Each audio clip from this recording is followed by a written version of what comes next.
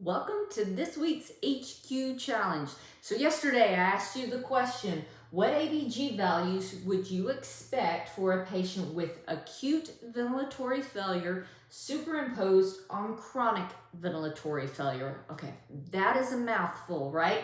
We need to pick this apart so you can understand what it means. All right, so when we say just ventilatory failure is the inability to remove CO2 from the bloodstream through ventilation, okay? So if we are failing to ventilate, ventilatory failure, CO2 is going to rise, okay? So that's the first thing you have to understand.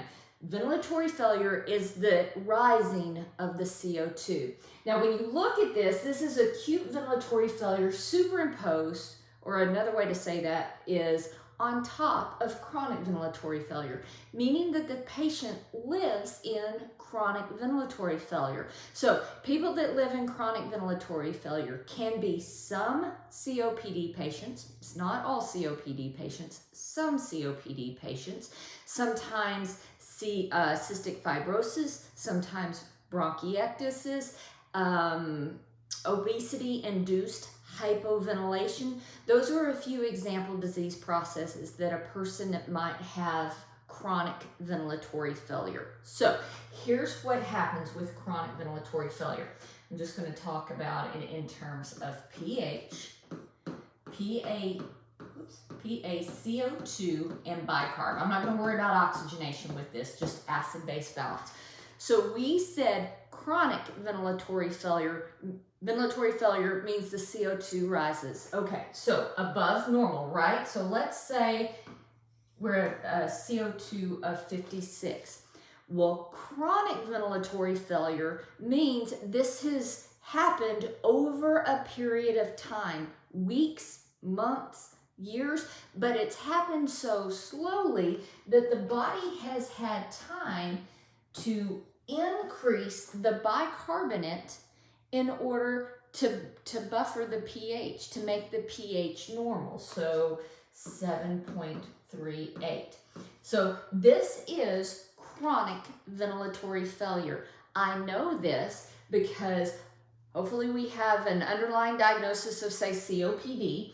This person has a high CO2. They are not ventilating. They are in ventilatory failure, but it is a chronic condition. And I know this because that bicarb is elevated to compensate for that chronic CO2 retention. And the pH is normal, but on the acidic side of normal.